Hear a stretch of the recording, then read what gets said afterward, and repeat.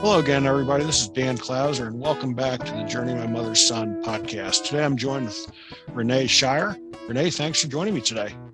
Thanks for having me, Dan.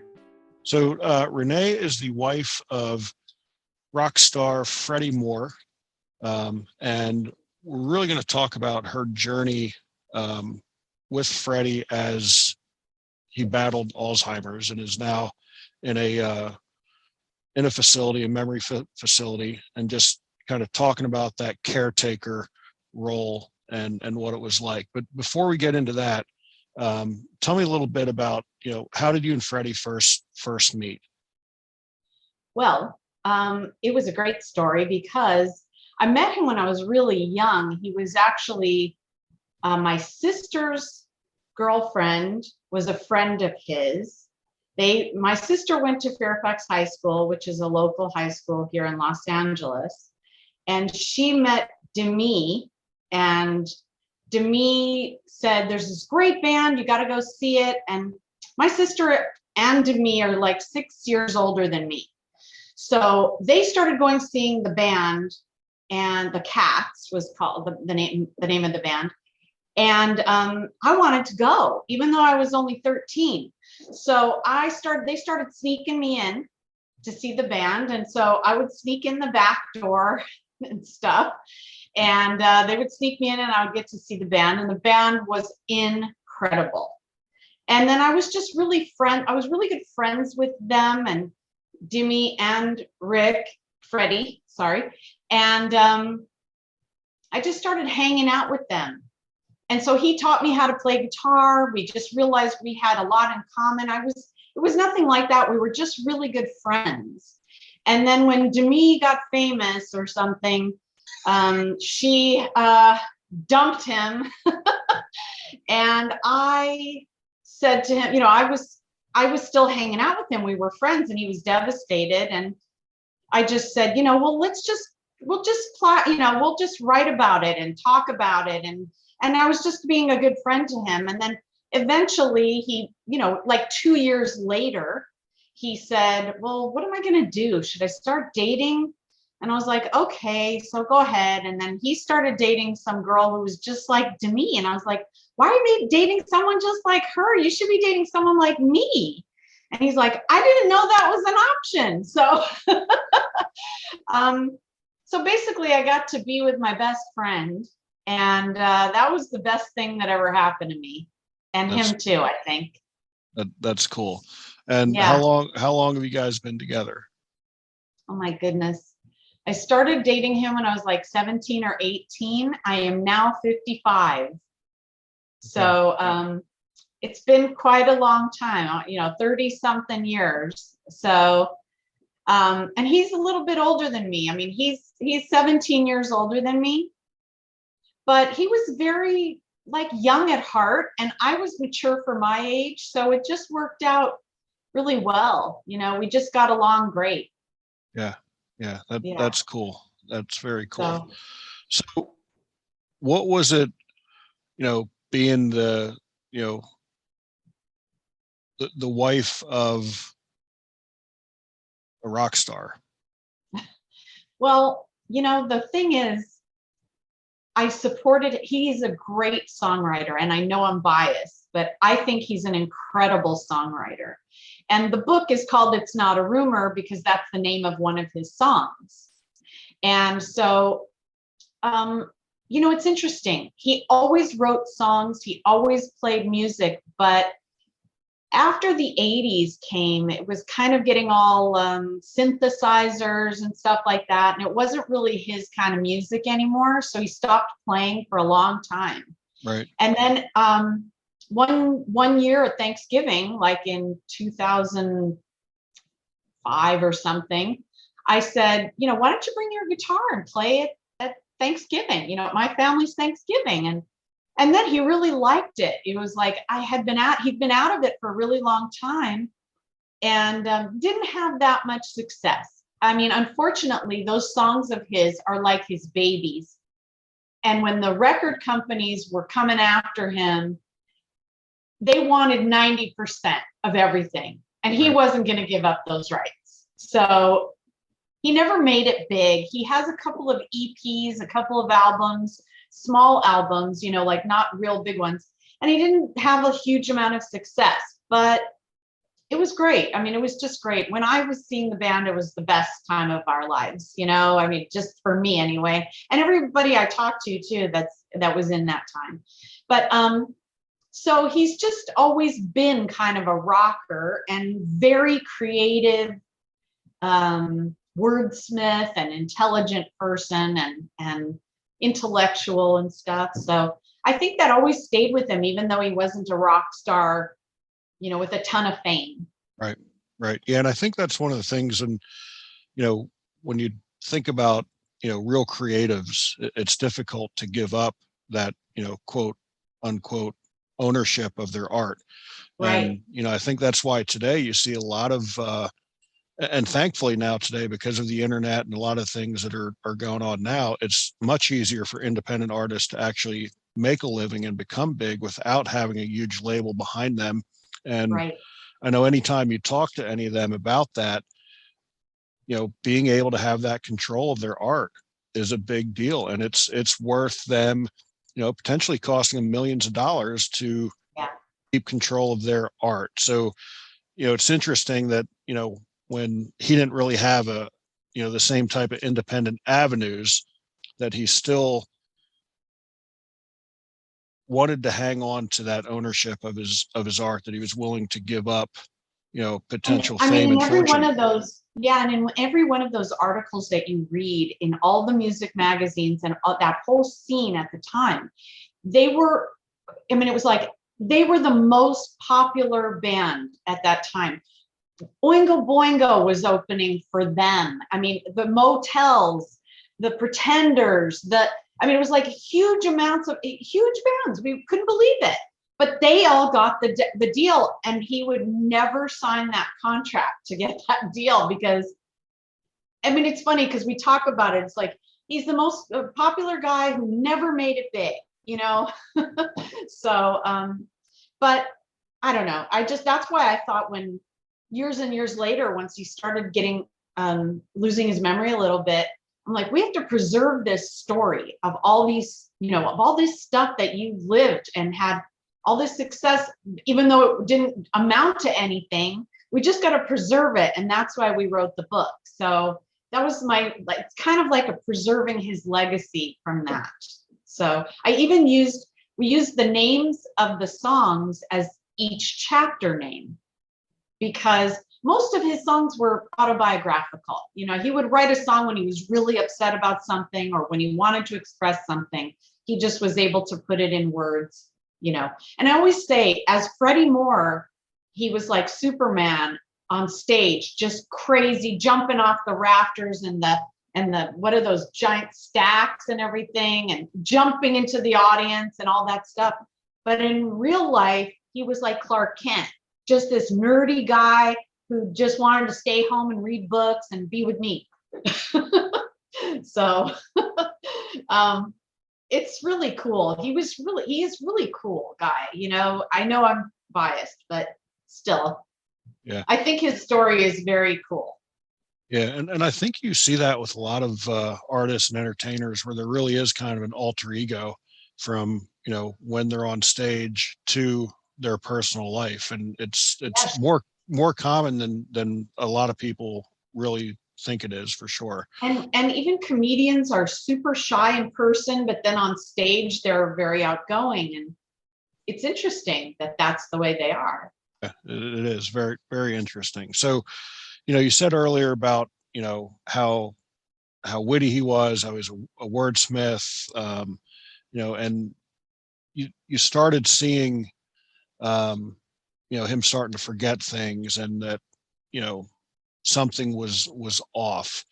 You know, so for you to see someone who, you know, obviously their brain and their memory and their creativity was their biggest asset in their life, start Yes. to lose that.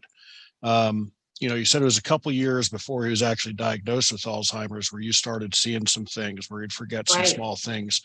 You know, what Right. was that like for you before getting the diagnosis? And was there always something in the back of your head saying, I know what this is, but I don't necessarily want to fight it yet, or, or I admit think it it yet, was, I guess. I wouldn't admit it to myself or something. I was in complete denial. Yeah. I mean, I didn't even think, oh, there's a family history, but I didn't even think that. I just thought something's wrong. I'm going to have to fix it because I'm a fixer. And I was like, whatever it takes, I'm going to fix it, whatever it is. I don't know how, but I'm going to fix it. So I just started noticing that, he had a really great memory way back when. I mean, he was like Google Maps before there was Google Maps. He loved maps. He studied them. He read like a book a week. And not only that, whenever I would go somewhere, this was before we had all this GPS and all that stuff, he would tell me exactly where to go because he knew the route, like every road, every alley, And then after a while, he was like losing his car. He would lose his car every once in a while. That was like the first thing I noticed. Like, I don't remember where I parked, and I was like, that's interesting. And then he would start forgetting things like leaving stuff on the stove and it would boil over or, like not catch on fire, but, like burn out and just the pot would be burned up. And it was just really strange because I was like, wow, he's always had a better memory than me.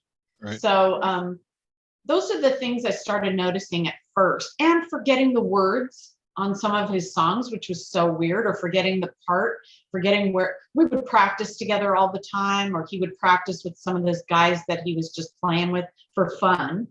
And he would forget the part or forget the chords or forget the words or something. And it was a little scary because I was like, wait a minute, what's this?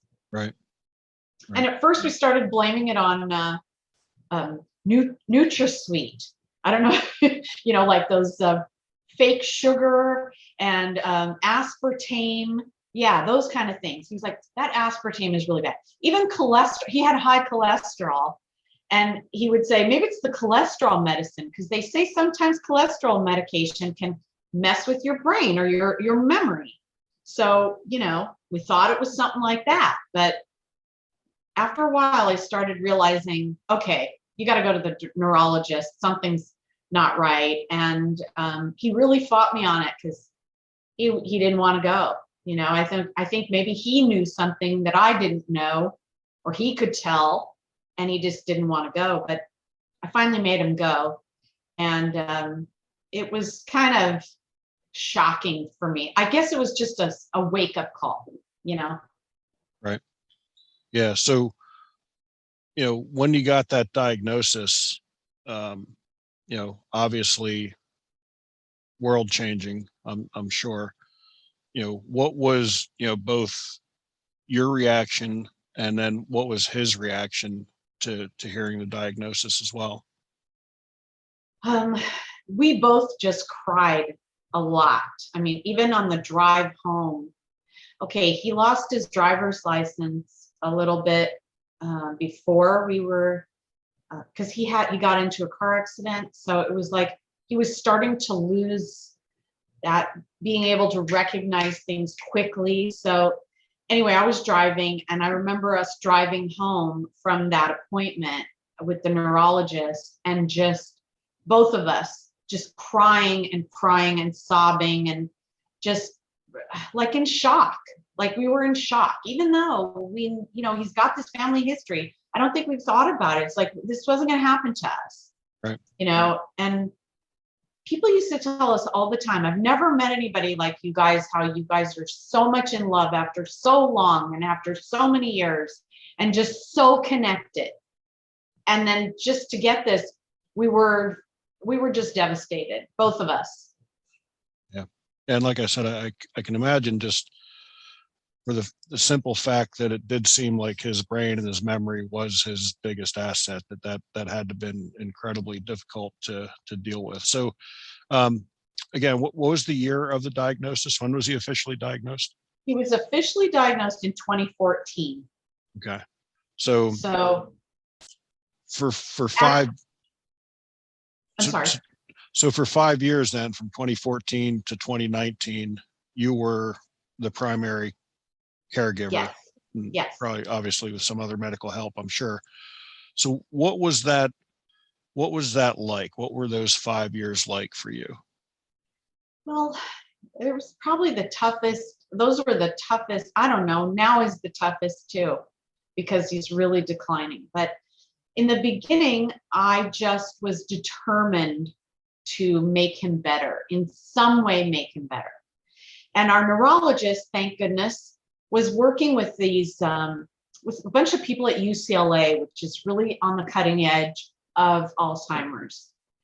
And so they said, he's got to get on a lot of supplements. First of all, I didn't know a lot of things, and I studied my ass off, and I got really educated. So he had type 2 diabetes, my husband.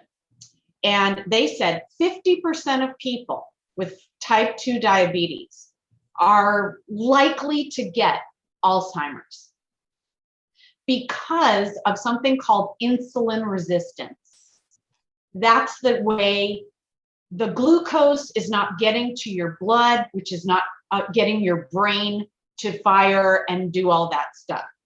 So I immediately set my sights to reverse his type 2 diabetes. And the reason why I got type 2 diabetes, because we were eating and we were sedentary and we weren't, paying attention. So I got him a personal trainer and me.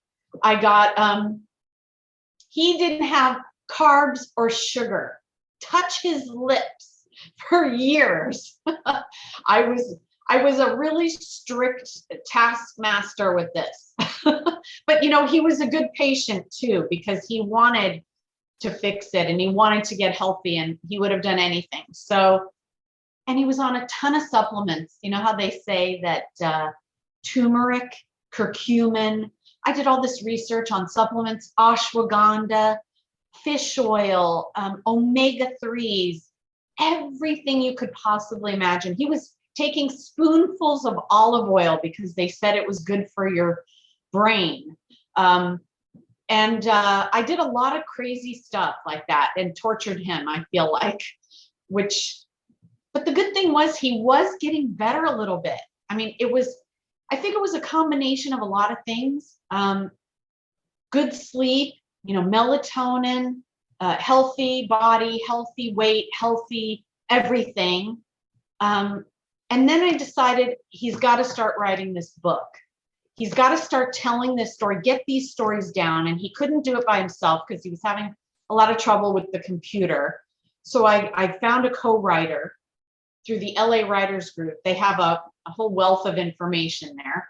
And we interviewed a bunch of people, and he found Shannon, who helped him write the book. And she just started coming every day and talking about the stories. And it was interesting through the stories and the exercise and the diet and all this and the supplements, he started getting better. It was really weird. I mean, there's a test that you take for the Alzheimer's. It's called the MMSE. It's called Mini Mental State Exam. And you have to remember 3 words and then repeat them in 10 seconds, and draw a clock and do all these tests, this test. Well, he actually started getting better a little bit at a time. It took a long time. I mean, and our neurologist recommended being more social too, because social interaction helps your brain. Right, stimulates it, yeah. He didn't like that because he was a loner. Right. But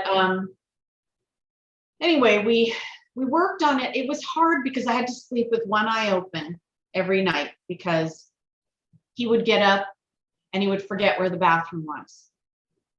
And there was a couple of times where he had accidents in the kitchen or, in the hallway or, thinking that certain things were other things, the bathroom or whatever. And I just always had to know where he was. And then he was kind of doing the thing about sundowners where he would try to leave the house. He wanted to get out. It's an apartment or condo actually, but he would go out into the hall and I would wake up and then just have to go run and get him back. So it was tough. I I was a wreck. I was a wreck for a long time. I would say from 2014 to 2016, my job suffered because I still had to go to work and I was leaving him by himself, but I would call every, 10 minutes and I would just check on him or text him and say, all is well, and he would text me back, all is well. I would leave the TV on a program he liked, that he would watch over and over and over, or I don't know, I was worried all the time because I still had to work to pay for everything. Right. So it was tough. And, I would have to remind him to take his pills, remind him. I had set reminders. There were sticky notes everywhere, Post-it notes, big signs. Don't forget, da, da, da, da, da, or whatever. But he still was. Yeah. And what happened in 2016 was he ended up having a mini stroke. Okay. From all of the blood thinning stuff we were doing with all the supplements, and then the plaque that was growing in his brain from the Alzheimer's, the plaque hit a blood vessel, and I came home for lunch. I used to come home for lunch every day, and I would take like a 2-hour lunch, and then I would go back to work. Thank God my job kept me. I was so absent all the time. But one day I came home for lunch. It was in March of 2016, and he was talking gibberish. It didn't make sense. Everything he was saying didn't make sense. So I realized something had happened, and I immediately took him to the hospital. And they said, yeah, he had what they called a brain bleed. And it's basically blood vessel breaking in your brain a little bit. And so we just had to thicken up his blood and let all of that blood reabsorb. Those were some of the 3 hardest days of my life, being in the hospital with him. Yeah. So that had to take an incredible emotional toll on you during that time. What did you do for your own self-care to take care of yourself? There were some times that I lost it. It was hard. I called the Alzheimer's Association, which has a 24-hour hotline, a couple of times. I would say 2 or 3 times, just crying and losing my mind. Like, I don't know how I'm going to do this. I don't know how I can keep this together. I was really a wreck. I wasn't eating. I got down to like 127 pounds. I wasn't taking care of myself. I really was. I was lost. I was really lost. Yeah. But I have a great family. I have a great family and support system. I joined a lot of the Alzheimer's support groups, and I would try to do those. And I don't know. I think I just leaned on a lot of my family and friends a lot. And I realized I needed to go on an antidepressant. So, which I really was trying to avoid, but I did. I tried going to a bunch of live support groups, like with people, and they were so negative. Like they were like, I'm really a nerd. Okay, Dan, I'm a big nerd. Okay. So I've watched a lot of Star Trek. I watched a lot of Star Wars, all this stuff, right? So I don't know if you've ever watched Star Trek, but when the Borg come, resistance is futile. Mm-hmm. Yeah. Okay. And Alzheimer's, resistance is futile. And I did not want to accept that. So I would go to these support groups and I would sit there, and they must have thought I was crazy, because I would say, no, I'm going to fix him. I'm going to fix him. And they would be like, no, there's no fixing. You just have to learn to accept it. And I didn't want to accept it. But it did take a toll, on me. I think I aged a lot, and I think I I don't know. I think I kind of lost it a little bit. I just thank God that my job kept me there, and that I had a lot of good friends and family. You know, I have 3 sisters. I'm lucky. So they were always there for me and my support, you know. Yeah. Yeah. I That's huge. started writing a blog, you know, I started writing a blog in telling this story. And I would write on the blog every week about what was happening, how I was dealing, how I was coping. And I would tell my typical day of how, you know, I would wake up at 5 a.m. and get everything ready, the food I would get ready for him, you know, and just the pills and everything, just, you know, I was just nuts. Yeah. So Was that therapeutic for you to write about it? yeah. Yeah, I know. I mean, because I'm the same way. I mean, that's one of my own personal therapies, is to be able to write about stuff. So 2014, he was diagnosed. He had the stroke in 2016. At what point then was it in that timeline where you wanted to, you know, you realized that things were downgrading? You wanted to, you know, preserve his legacy and get this book written. So where did that fall at in the timeline when you reached out and Shannon became involved to start writing the book? I think it was in 2014, or maybe I think 2014 or 2015. It was before the brain bleed, or in 2016, because she had been working with him about a year. So I think it was 2015. She started working with him and getting together with him every day, or like every 4 or 5 times a week, to get these stories out of him between 2015 and 2016. Maybe it was the end of 2014, and then by 2016, once he had the brain bleed, he couldn't do the Skype anymore with her. He couldn't meet with her. There were no stories coming out of him. And she and I had to finish the book ourselves. Gotcha. But the good thing is she had a lot of the material already. Yeah. And I had a lot of ideas. She interviewed a lot of people from his life. She found all these people that, you know, the guys in the band that were still around, all of his relatives, his brothers, his friends, you know, fans, all these people. So she interviewed all these people in order to finish the book. Yeah. Yeah. So really shortly after the diagnosis, you realized the importance to start getting the book compiled, and again, a way to preserve his legacy. So when what was his reaction to that idea of doing the book? He loved it. Yeah. He loved it because before he was losing his memory so much, he was on Facebook telling a bunch of stories to everyone he was friends with on Facebook. And everybody kept saying, God, you got a great story. You should write a book or something. And he just didn't know how to go about it. It was like we both did in the beginning. At the first sign of the idea of the book, we went to the NAMM show. I don't know if you know about the NAMM show. It's about musicians and music and equipment and microphones and amps. And it's this huge thing, almost like the Consumer Electronics Show, but for musicians.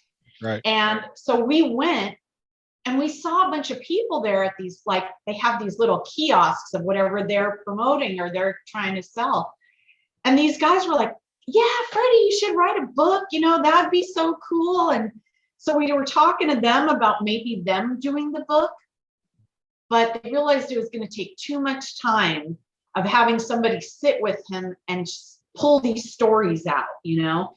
Right. So I ended up funding the whole book, which was a lot, but it was worth it to me. Because for me, it's really important to have his stories down here in this book and his stories preserved and just the way he wanted it. I mean, he had a lot of ideas about the book too. He didn't want it to be just a book like, oh, I was born, I lived, and then this happened or whatever. He wanted it to jump around in time.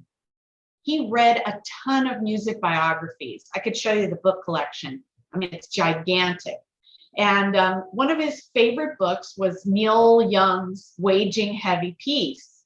And he liked how it was just like a conversation. Like you were just talking to Neil Young or whatever. or you were talking, and he read all these music biographies by everybody. So that's kind of what the book is like. It's just a conversation with him. It's very cool. Very cool. So now he's been, so 2019 is then when he went into a full-time care facility. Again, how, coming to the realization that you couldn't do this anymore. What was that like for you? I had caregivers during the day. I had one in particular that she was the only one that would stick around because he would kick everybody out. I don't know if you know this about Alzheimer's, but they don't like people around like that, especially that they don't know. So they, every caregiver, I went through like 10 caregivers before he would just kick them out, show them the door and just say, get out. But this one in particular, Fabi, she said, no, I'm not leaving. Renee told me to stay. So, and then she would leave him alone for a little bit, and then he would come back around and he'd be like, hey, how you doing? So she was taking care of him during the day, and then I would take over at night. And he had gotten to the point, I know this is going to be kind of gross for people, but I needed to come home at lunch just to help him go to the bathroom. And then Fabi, she even said she didn't want to do that, but she did. And I was giving him baths. Because the shower hurt, like the water pelting on his skin was like hurting him in his mind. I don't know why. I think when with Alzheimer's, you don't really know what's bothering you anymore. Right. And at the end of November 2019, he became incontinent. And I didn't know what to clean first. It was like,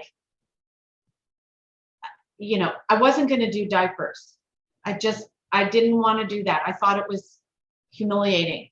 It was already humiliating enough that I had to be in the bathroom with him. Right. But when he couldn't keep it, together, I just said, I can't do this anymore. I just can't. So the good thing that I did was I had him at this facility just for daycare.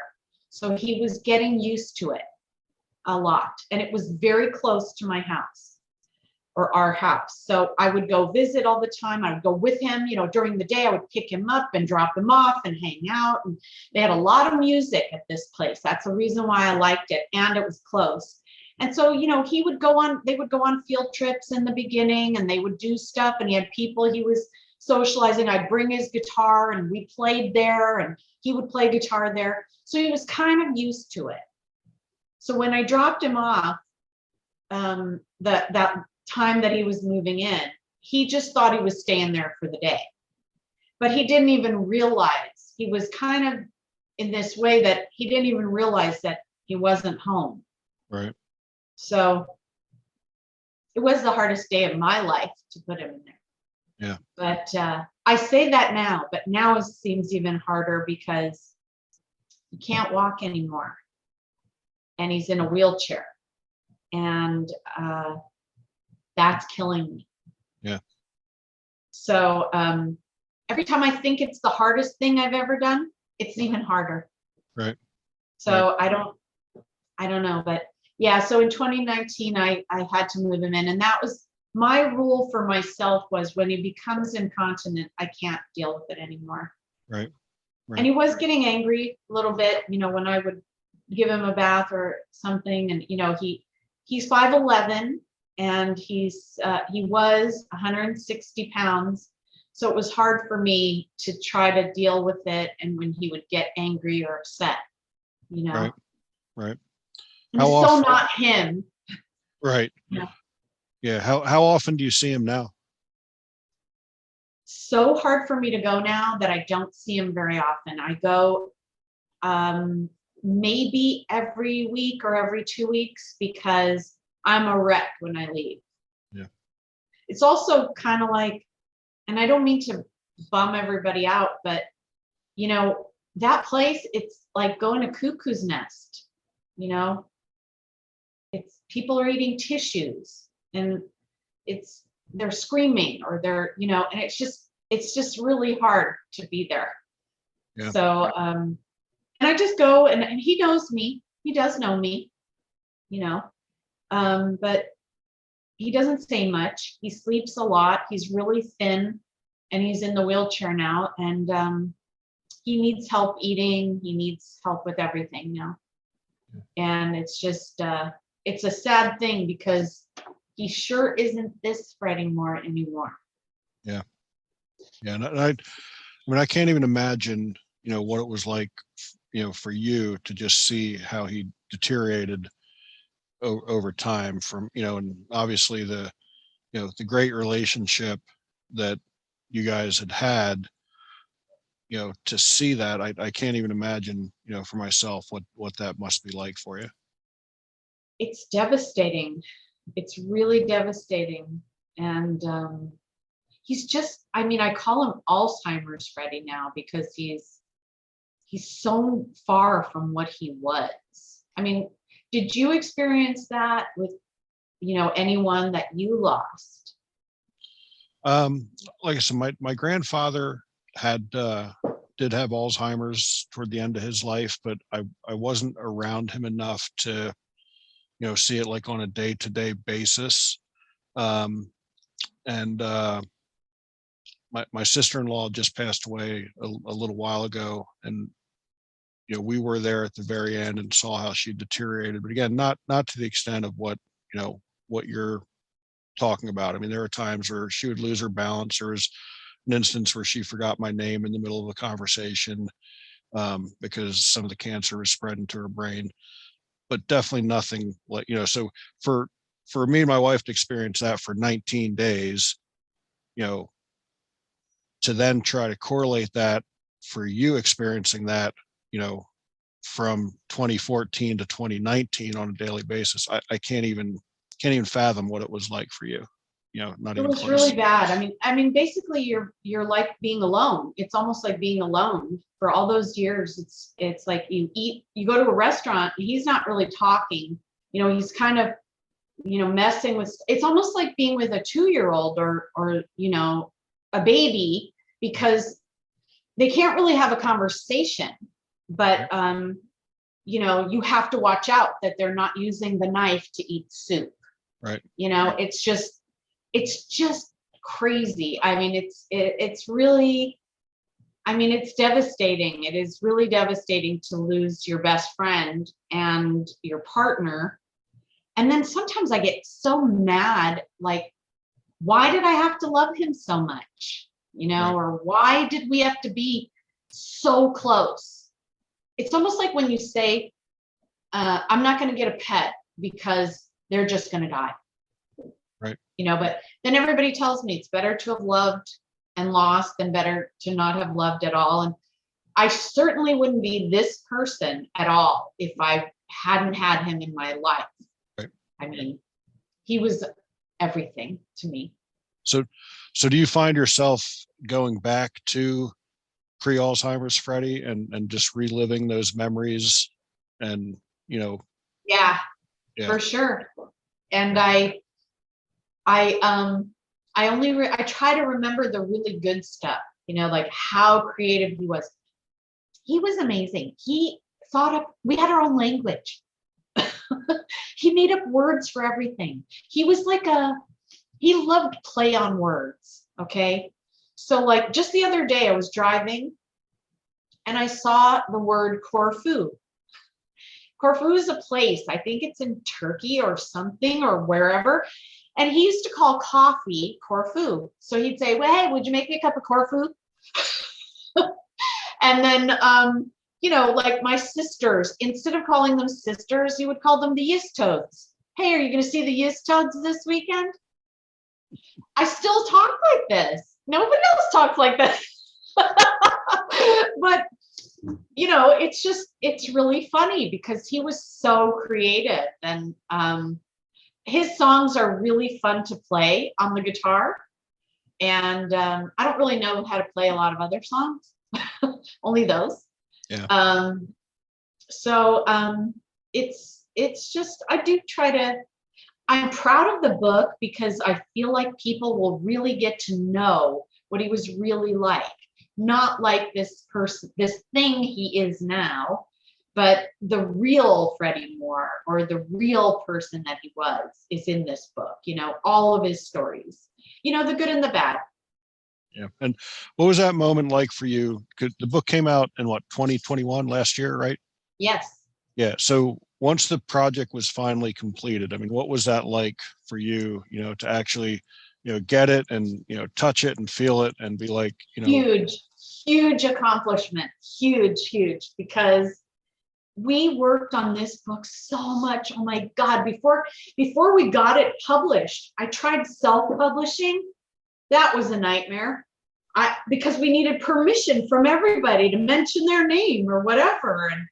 And you know, it was so hard, but getting it done was just amazing for me because it feels like, okay, I have his legacy preserved in this story. yeah, You know, and I'm so proud of it. I think he would really like it too because it's true to him. I didn't let Shannon, she didn't even want to. She wanted to do exactly the way he wanted it. yeah, And that's how the book came out. yeah. You Was know, there a little whether bit, people like it or not. was there a little bit of bittersweetness involved in the fact that mentally he wasn't able to see the finished product and really appreciate it for what it was? For sure, for sure. Yeah, But I think he would, I know him really well, and I think he would be very proud of it, you know, and happy, like amazed. I think it looks amazing, this was all Tyson who published the book, Rare Bird. I mean, he was a fan of his, and that's why he published it. But I mean, I think that was all him that coming up with that. Actually, Shannon too came up with the logo and all that stuff. I think it was really cool that they did that. And I'm grateful to him. I'm grateful to Shannon. I'm grateful to Fabi who went through all of this with me, you know? So I just try to be grateful about it and remember the good stuff, like you said, and remember, you know, all of the fun times that we had too, and all of that great stuff. And people say to me all the time, you know, how are you not so devastated? And I'm like, I'm really grateful for the 35 years I had.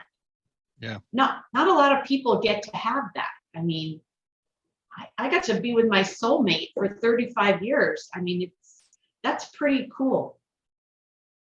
yeah. And I sure as hell wouldn't be this person without him. Yeah, that's incredible. That's awesome. And I think that's a great way to approach it, where you really do have to be grateful for the moments that you had. So I think that's huge. Yeah. I think that's a great way to go about it. So obviously the book's available on Amazon.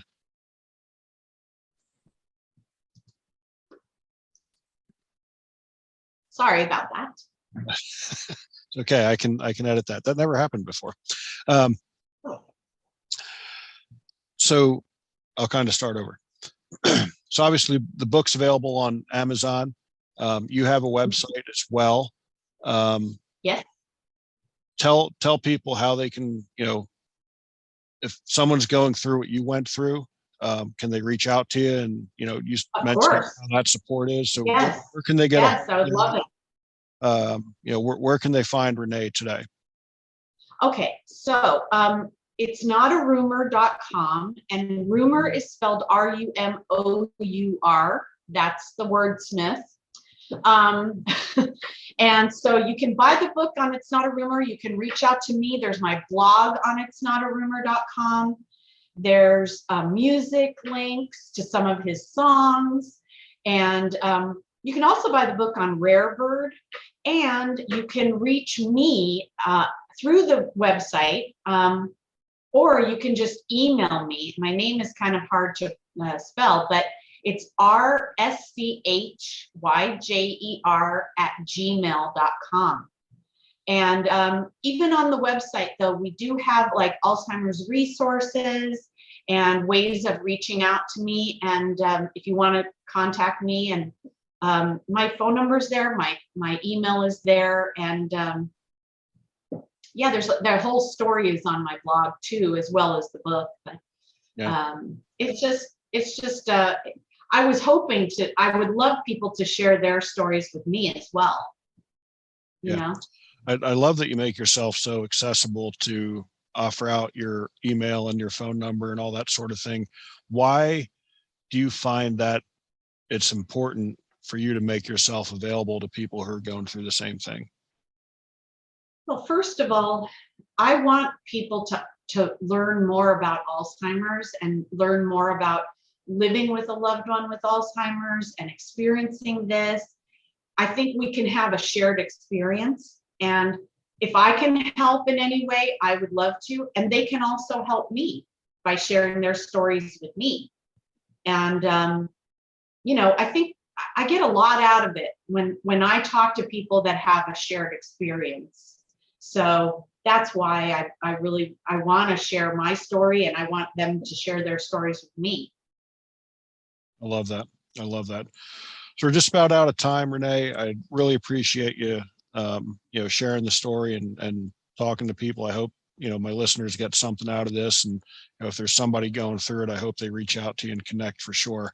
But that brings me to my final question, which is, the subtitle of the podcast is Many Little People in Many Little Places, which comes from the opening lyrics of a Michael Franti song, Gloria, which go, when many little people in many little places do many little things and the whole world changes. So what's one of the little things that Renee does to make the world a little bit better place?